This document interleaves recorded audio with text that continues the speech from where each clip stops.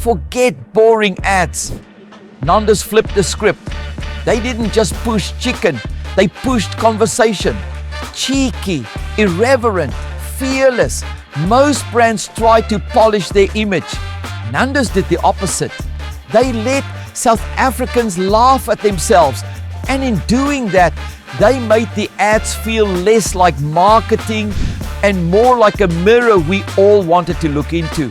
When you laughed at a Nando's ad, you weren't just a customer, you were an insider, part of the joke. The best ads don't sell products, they start conversations people want to join.